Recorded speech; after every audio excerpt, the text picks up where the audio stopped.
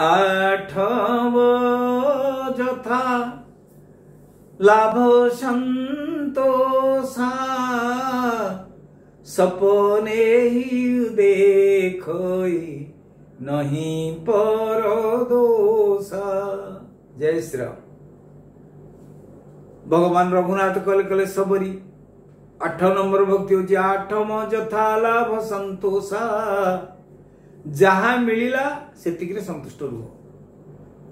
संतुष्ट जेन केन चित गीता कहले जेतिकी भगवान देइचंती सेतिकरे संतुष्ट रुह। किरानी चाकरी खंडिया करूचे आमे जदि भाबिबा जे आईएएस ऑफिसर एते टंका दरमा पछिन चौकी रे बसिंती गाड़ी चढ़ी बुलुची ए असंतोष रे मर जीव तुमे किंतु पाइबार किछि नाही सेते। तेणु गीता कहले संतुष्ट जहाँ भगवान जेतिकी देइचंती सेतिकरे संतुष्ट होइकी रुह। भागवत आहरी परिष्कार कथा कहदेले कहले आहारे भल मंद नाही जे स्थाने जे मंत मिलई। संतुष्ट हो। भगवान जो दिन जहाँ खाइबा को रखिछन्ती सेया खाओ। मु गोटे कहानी शुणुଥିଲି नारद महर्षि मर्त्य बुलुଥିଲେ जने साधु गोटे गछ मूले बसी भगवान को गाड़ी दौले कहले प्रभु घर द्वार छाड़ी साधु हेली बाबाजी हेली मिलिला कौन मते मु काली आज जाए उपास भिक्षा कहीं दौना ए गाँव में भल तुम ना नहीं नहीं मुझे एमती उपास मरची भल ठाकुर तुम्हें तुम्हें भल भगवान आम भल भक्त आउ। नारद महर्षि आज पहुंचले नारद महर्षि एमती साधु देखले साष्टांग प्रणिपात कले कहले अहोभाग्य नारद महर्षि आपन को देखली बहुत बढ़िया हला। नारद महर्षि पचारे कहले तुम कौन हो तुम्हें किए। साधु कहले मैं साधु हूं। कहले तुम तो साधु नहीं हो। नारद महर्षि कहले तुम्हें साधु नो। कहले क्यों आश्रम में रहता हूं साधु नहीं हूं भिक्षा करके खाता हूं साधु नहीं हूं। नारद महर्षि पचारे साधु का लक्षण क्या है साधु लक्षण कौन कह। बाबा जी सेठू कहले कहले साधु का लक्षण है मिलने पर खाता है न मिलने पर सोता है। नारद कहले ये तो कुत्ते का लक्षण है कुत्ता मिलने पर खाता है न मिलने पर सोता है। बाबा जी हाथ जोड़ले कहले नारद महर्षि ताले साधुर लक्षण कौन। नारद महर्षि कहले मिलने पर बांट कर खाता है न मिलने पर प्रभु के गुण गाता है ये साधु का लक्षण है। साधुर लक्षण है जहां मिलिबो बांटिकी खाइबो एकुटिया खाइबो स्वार्थपर एक स्वाद न भंजित एक चार्थ न चिंतित केनो गच्छते ध्यान नैक्य सुक्ते सुजागृया एकुटिया खाइबोनी बांटिकी खाइबो ये साधुर लक्षण। साधुर द्वितीय लक्षण कौन ना मिलने पर प्रभु का गुण गाता है। खाइबा को जो दिन मिललानी भगवान को गाली दबनी कहे प्रभु ए संसार लक्ष लक्ष कोटि कोटि लोक जीव मनीष पशु इतर जीव सब भी उपास रोचंती मु गोटे दिन उपास रहीगली आ ठीक अच्छे लोक तो दीर्घ दिन उपास रोचंती प्रभु गोटे दिन उपास रही आपन को धन्यवाद जनाऊँ। जय श्री राम जय श्री कृष्ण। ना मिलने पर प्रभु का गुण गाता है ये साधु का लक्षण है। से कथा चिंता करवा टिके आम आठ यथा लाभ संतोषा जेतिकी मिली सेतिके संतुष्ट हवा ये गोटे भक्ति। संतोष अमृत तृप्ता नाम जत सुखम शांत चेतसाम। संतोष रूपक अमृत को सब बेले पान कर। अष्टावक्र कहिथिले जनक महर्षि की कहले मुक्तिमिच्छसि चेत्ता तो विषयान विषवत्यज क्षमार्जव दया तो सत्यं पीयूषवद भज। कहले मुक्ति इच्छा करूचु जनक प्रश्न थिला मुक्ति केमिति मिलिबो कथम मुक्तिर भविष्यति मुक्ति मते केमिति मिलिबो। कहले मुक्तिमिच्छसि चेत् तात हे तात चेत् जदि तात हे तात हे पुओ जदि मुक्ति इच्छा करूचु विषयान विषवत भज। विषय को विषवत चिंता करो विषय विलास व्यसन ये सब को विषवत चिंता करो। आ अमृत क्या भाईबू क्षमार्जव दया तोष सत्यं पीयूषवत भज। क्षमा आर्जव सरलता दया संतुष्ट संतोष सबुते रहिबा ये अमृत जो कथा अष्टावक्र गीता रे कहिथिले आज भगवान राम से कथा कहउचंती कहले संतोष आठम यथा लाभ संतोषा।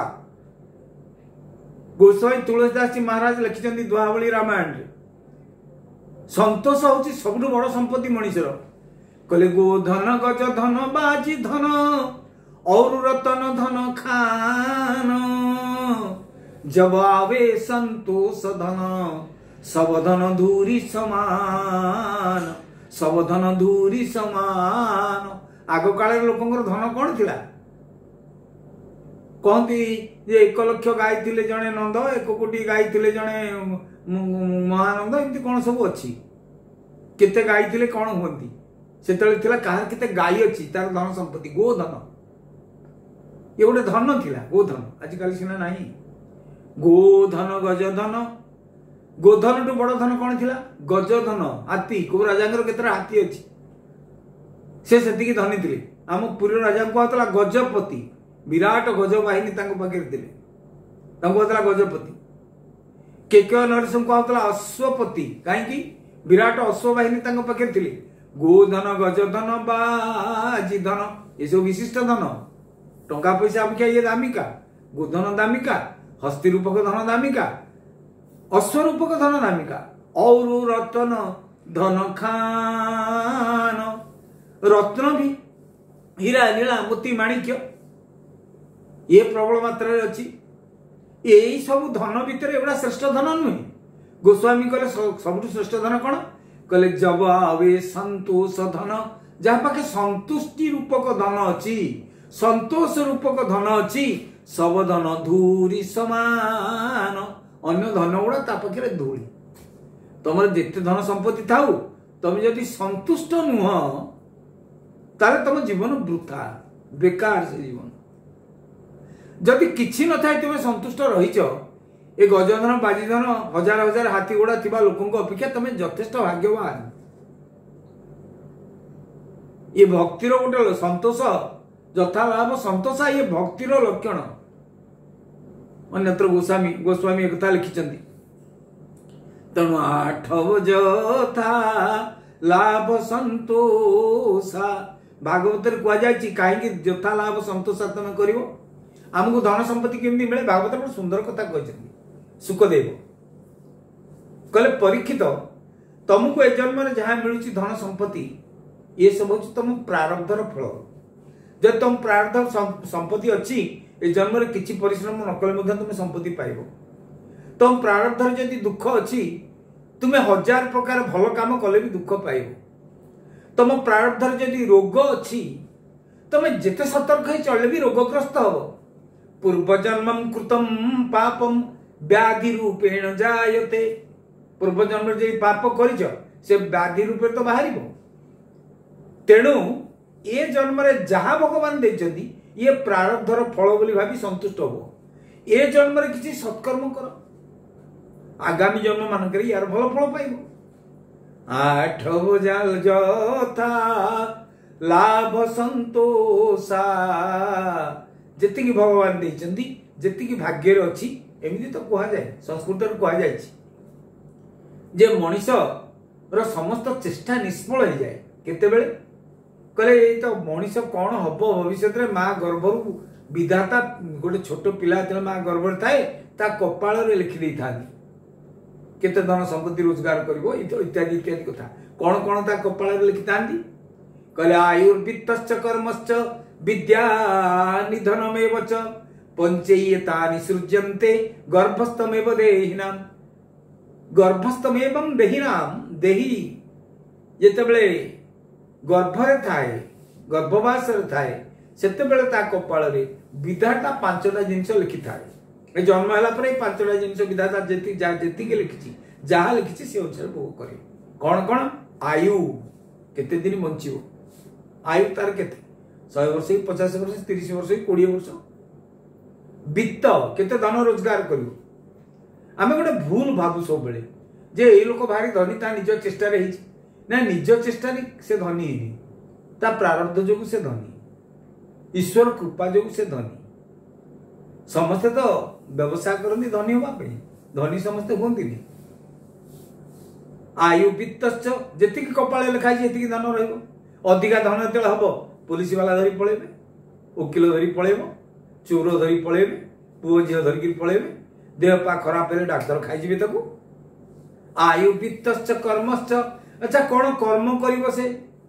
बड़ हेले चाकरी करिवो कृषि कार्य करिवो मिलिटरी जीवो व्यवसाय करिवो टाउटरी करिवो राजनीति करिवो कौन करिवो कि नहीं अलसुआई बसिकी खाइबो ये मध्य मातृगर्भरे कपाल लिखाई आछि आयु वित्तश्च कर्मश्च विद्या निधनमेव च केते पाठ पढ़िबो माँ गर्भ लिखाई आछि समस्त तो चाहते पाठ पढ़िया गुड़े लोक पाठ होनी कहीं ठीक परीक्षा बेलू जनकर बहुत भल पाठ पढ़ुची परीक्षा बेलू देह खराब होगा कथा सहीला केते पाठ आम पढ़ा विधाता मातृगर्भ में आम थिला बेले आम कपाल लिखि देछि आयु वित्तश्च कर्मश्च विद्या निधनमेव च निधन कले मृत्युर मुहूर्त को मुहूर्त रे आम मरिबा एक कथा मध्य विधाता आम कपाल लिखिछि से मुहूर्त को गोटे मिनिट गोटे सेकेंड गोटे घड़ी गोटे मुहूर्त के एकड़ सेकड़ करि परिबे नाही जो मुहूर्त रे मरिबा कथा से मुहूर्त रे ही मरिबा गोटे सुंदर कहानी अछि शिवरात्रि थरे हेता समस्त जाई कैलाश कंदरे भगवान शिवंकर दर्शन करथानी ये गरुड़ महाराज कहले विष्णु भगवान को कहले प्रभु आई तो शिवरात्रि समस्त जाउछंती कि शिव दर्शन करी मु टिके जाइथांती कैलाश कंदर को भगवान सदाशिव को दर्शन करिया को भगवान विष्णु कहले हाँ जाओ जाओ ये चिंता करिवार नहीं आज गोटे पवित्र दिन तुम दर्शन कर मु भी तो भावची जीवी बोली जाओ गरुड़ महाराज आसिले शिव को दर्शन करिया जाइकरी भगवान शिव को दर्शन कर पदा को आसिले देखिले गोटे कपोत पक्षी गोटे डाले बसिकी अश्रु विमोचन कर घुमुरी घुमुरी कांदुची गरुड़ पक्षी मान राजा कपोत को पचारे कांदुच कहीं बड़ निरीह प्राणी तू कहीं कांदुच किए कष्ट देछि कह मु पक्षी मान राजा ताको दंड देवी कहले नाई नाई मते कष्ट कई दे नांती जे ये आपण बाहर के आसिले शिव को पाखु एबे जम जाइचंती शिव को दर्शन करियो कहले हां कोन हला जम कोन कहले ना नाई मते देखिकी टिके हसी देइकरी गले ताच्छल्य करी हसिले गरुड़ जानी गले कहले शिव ए जम जाकू ताच्छल्य करी होचंती माने ता आयुष पुरलानी कहले अरे तो आयुष बोधे पुरलानी शिव ही जो आसुनी कहले से जो मु कांदुची मरजी छोटिया छोटिया छुआ गुड़ी केंदी बंचिबे मो स्त्री केंदी बंचिबो कहले अच्छा चिंता करनी मु तते बंचै देबी मु पक्षीराज गरुड़ मु विष्णु को दूत मु थाउ थाउ तते मारि देबो जम देखिया केंदी मारिबो तू गोटे काम कर मो पक्ष ऊपर बस मु मुहूर्तक भीतर लोकालोक पर्वत तो छाड़ी देकी आसी तो चंचुरे मो पर को खूब चाबुड़ी खूब जोर टाणी धरिक बस खुशी गला कपोत मुहूर्तक भीतर जाकि लोकालोक पर्वत गरुड़ पहुंचल कहले एठी आराम रह एठी जम आसु आसु 15 दिन जीव आज जे तो मरिवार से चिंता करूची जमेर तो पहुंची परिबनी 15 दिन जीव कौन गरुड़ महाराज आसिले गेट पाखे ठिया हेले कहले ये जमंकर भारी गर्व हो गला दीपद नदेले हेनी ये जहाँ देखुं हस्तुंट खाली मारिदेवे समस्त एमती मो बल के आज मुझे जम को जनईदेवी जम जो आसिले गरुड़ महाराज को देखले गरुड़ महाराज जम को नमस्कार कले जम कहले कहले भल सब कहले हाँ भल हेटू गछ डाल को चाहिए आउ थे हसिले कैलाश कंदर गरुड़ हसिकी कहले कहले आउ से अच्छी जे हसुच कहले हाँ ये तो थिला कपोतटा कुआडे गला कहले तो कहीं देखिए आप हस्तुल गरुड़ पचारे जम्मू कहले ता काल पूरी तो एटा मरिबा कथा गोटे 1.5 मुहूर्त समय था मरिया बोले ये कौन बसी जो मुझे हसुली कहले आप मारी पारिबेनी ना कहीं कहले मुझे लोकालोक पर्वत नहीं छाड़ी देकर मुहूर्तक भितर आपण तो पहुंचे ना मारे जमा आहरी जोरे हसिले कहले अरे मु हसबार कारण ये कपोत को देखिकी मु कपोतटा को देखिली आ जानी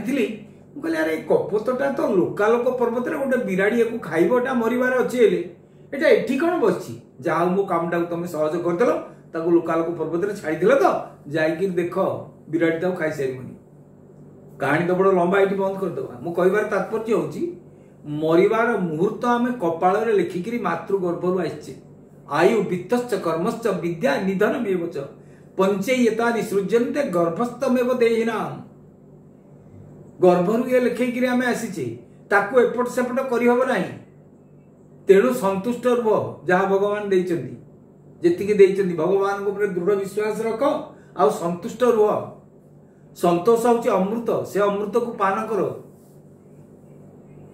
बारंबार कहुई आम शास्त्र मानक संतोष हूँ अमृत सबू थाई तुम यदि संतुष्ट नुह गोटे विषम जीवन यापन कर न थाई तुम जदि संतुष्ट ताले तुम जीवन धन्य तेणु मुनि ऋषि मैंने से कथा कहते शास्त्रास्त्र से कथा कहते जे ये गोटे संतोष गोटे जोग भाया ये संतोष हूँ अमृत भाया ये संतोष प्राणी की प्रकृत सुख प्रदान करता है से जो कही संतोष अमृत तृप्तानाम जत सुखम शांत चेतसाम संतोष रूपक अमृत को शांत चेतस लोक माने पान करिथांती अन्य माने ए सुख को अनुभव करि पारंती नाही। वर्तमान सुधा 8 नंबर भक्तिर गोटे पाद आम जाइए आ गोटे पाद रहिलानी 8 बजता लाभ संतोषा द्वितीय पाद डियार कौन कले सपने हु देखई नहीं परदोषा स्वप्न रे मध्य परदोष को देखिबो नाही अन्य दोष को देखिबो नाही। वर्तमान तो समय जाइए या परवर्ती अध्याय पुणी आम आलोचना करिया या परवर्ती अवस्था रे जे ये जो अष्टम भक्तिर द्वितीय पाद को पुणी नवम भक्ति तापरे कौन कथोपकथन हेले भक्तिमती माँ सबरी सहित रघुनाथ कौन कथोपकथन है कौन सब घटिला कि दिव्य आलोचना है भितर कि दिव्य अनुभूति लाभ कले माँ सबरी तेणु माँ सबरी की तो बारंबार प्रणाम भगवान को प्रणाम इन्हीं शब्दों के साथ जय श्री राम जय श्री राम जय श्री